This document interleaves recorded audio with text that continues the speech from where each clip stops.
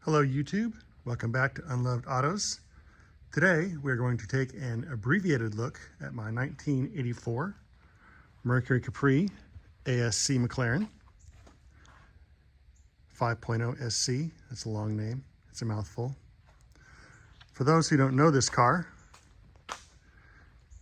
back in the early 80s, Ford made Mustangs on the Fox platform, and it also made a sister car, the Mercury Capri, on the same platform. The Capri lasted from 1979 to 1986. For a period of time there, others were doing well in the same market. Compact sporty cars, GM, product, Chevy, Pontiac, and so forth.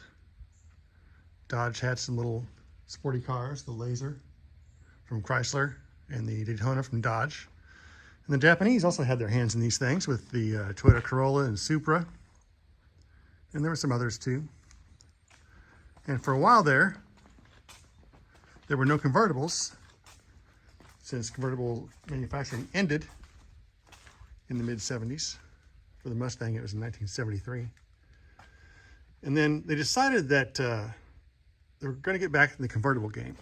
For Mustang, they came back in 1983. Mercury had no plans to make one. So there was a guy by the name of Peter Muscat, or Muscat. I'm not sure how he pronounced it. This guy saw Ford's sales in this class and the lack of a convertible. And he was an engineer, and he had this idea.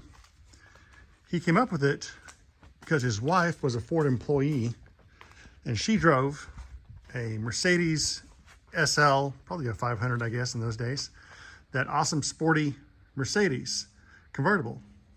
And legend has it that Ford would not let her park that Mercedes in the parking lot at Ford. So this guy had the idea to make an upscale Mercury Capri with a convertible top to compete with that Mercedes so she could drive it to work.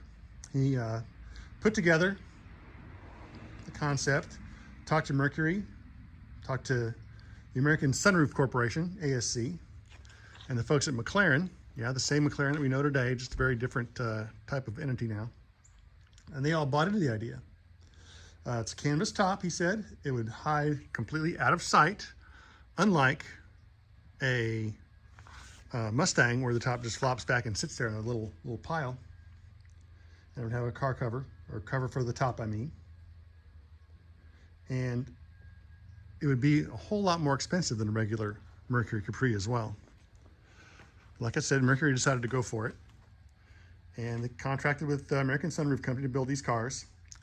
There were no changes at all to the engine. There were no changes to most of the rest of the car, except for they chopped the top off. They did some extra work to tighten up the car and stiffen it so that it could handle the convertible top. And they took out the rear seats. This is a two-seat vehicle, unlike Mustangs and Capris of the day that were four-seat cars. This was truly intended to compete with the two-seat Mercedes. People have been asking for cold starts of my cars when I do these videos. Sometimes I remember to do them, sometimes I don't. This is my 1984 Mercury Capri ascMcLaren 5.0 SC. It's been sitting for longer than I will care to admit. I have the tires aired up. I just put in a new battery. Let's see what happens. The beauty of these 5-liter engines is they don't seem to like to die no matter how long you leave them, as long as the fuel pump works.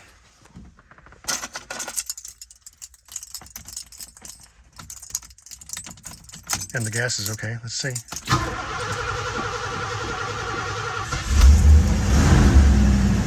That wasn't too bad. Doesn't sound too bad. No smoke coming out of it. Awesome. Back to our regularly scheduled program.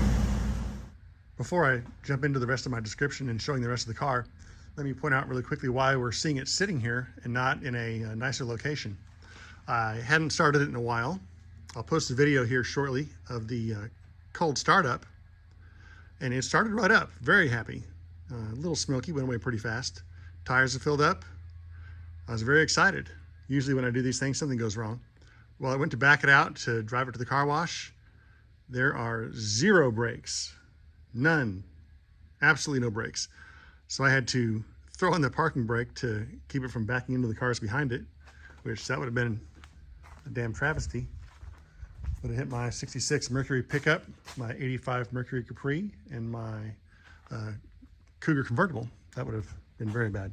Anyway, so we don't get the rest of the video today. I'll do that at a later time, I guess. But for now, we'll keep talking about this one. Some additional changes that were made to these cars. They did change out the wheels and the springs, the shocks and the struts, all to deal with the stiffness and additional weight. The wheels are the nice mesh design that were fashionable back in the 80s. Really a nice design. We can see that it has covers over the taillights. There's also covers over the headlights. On most of the cars today, they're long gone. They're very brittle and cracked and broke. This one managed to keep them by some miracle. So this is an 84, the first year they made these cars, and there were a grand total of 50 of these convertibles made, 50. So they are extremely rare. That same year they made 25 coupes that were really a very different car from the convertibles. And then they continued making these in 85 and 86 for the remainder of the Capri's existence, though production numbers were always tiny. 85 they made 257 convertibles, and 86 they made 245. That is a grand total of 552. And I have not one, but 2 of them. I also have this red one we see back here. It's a little rougher. It's an 86. Need to get the new front spoiler put on it. I bought this car at a lake collector car auction in Dallas in 2016. So I've already had it for over 8 years. These cars have never been popular in the Fox, Mustang, and Capri world, whether they were on the Capri car or the later Mustangs. If you see two of those in the background. And especially so back then, I got this thing at the auction for a mere $3,800, just incredible. And while it is not a perfect example by any means, it's nice, certainly worth a lot more than that. I'll probably get more for it today, but not much more, maybe 10 grand. It has 49,000 miles on it, so it's not a high mile car. Let's take a look at the interior. You see the top, as I mentioned, just like Mercedes, with the 3 plastic windows there instead of glass, canvas top. The seats were Recaros. They spent some money on those bad boys. They changed up the doors, have pull handles, like the Germans liked. Has wood on the dash. Appears to be real wood. Not the fanciest stuff in the world, but not too bad. There's the mileage. 49,000 miles, yeah. Here's the other seat. Get the sign out of the way. Here's the other seat there. It's an automatic. They were all automatics. And here we see where the back seat used to be is just this ledge. That's it. Convertible top up here. Oops. A little hard to see. Let's start it and pop the hood.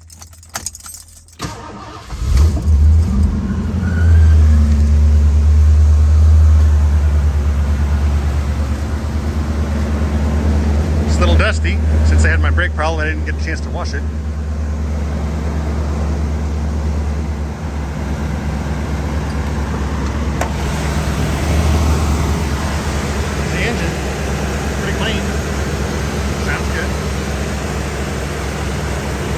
Standard Capri 5-liter for the day.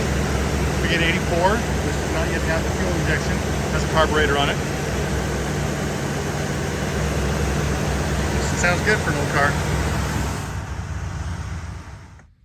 Let's see if I can give a demonstration of how the top works. First, we push this button here, which pops up the lock on the top. There's a button down here.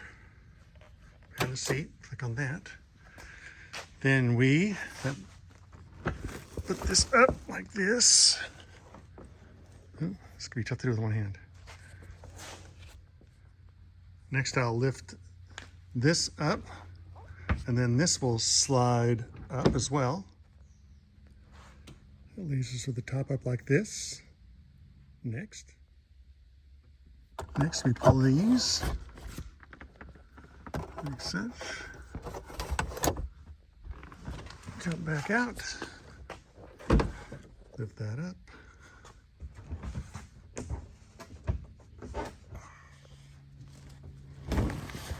And this pops down like so. Woo, like so. And this goes on the top like this. Boom. That's rather sloppy. It will lay down flat if I was doing this correctly. See if I can fix it. Here's a quick interlude of the front of the car. Now that we have it out of the shop. Wasn't able to get a good shot of that from inside. And there it is down. Very sleek, very pretty. Here's the interior from above with the top down. Very nice little car. Anyway, this ended up not being nearly as abbreviated as I expected it was going to be. We'll do a follow-up once I have the brakes fixed. I think we'll work on that next week. Thanks for watching. Come back next time for another Unloved Auto Spotlight or maybe a guest spotlight. We shall see. See you then.